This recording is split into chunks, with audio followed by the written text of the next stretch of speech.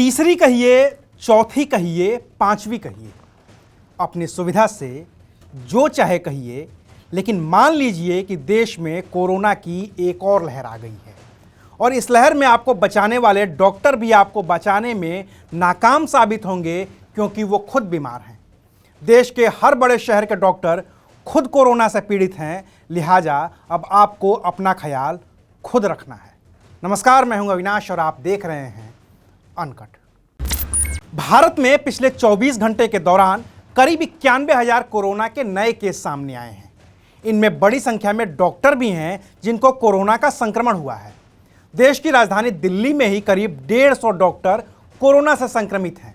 अकेले एम्स के ही 50 से ज़्यादा डॉक्टरों को कोरोना की वजह से आइसोलेशन में जाना पड़ा है।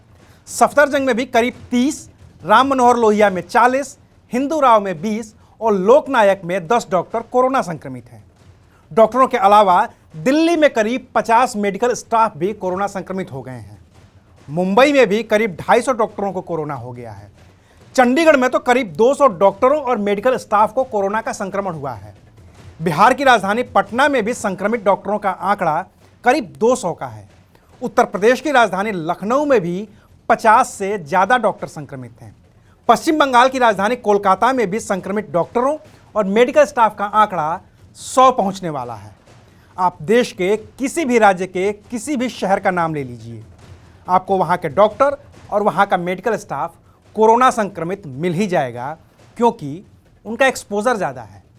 ऐसे में अगर कोरोना का संक्रमण यूं ही बढ़ता रहा और केस इसी रफ्तार से बढ़ते रहे तो फिर आने वाले दिनों में आपको इलाज के लिए डॉक्टर भी नहीं मिलेंगे। और डॉक्टरों में खौफ की वजह भी है। दूसरी लहर में भारत ने मौतों का आंकड़ा देखा है अपने लोगों को ऑक्सीजन, बेड और दवाइयों के लिए तड़पते हुए। लेकिन शायद आपने डॉक्टरों पर ध्यान नहीं दिया होगा कि उन्हें क्या झेलना पड़ा है।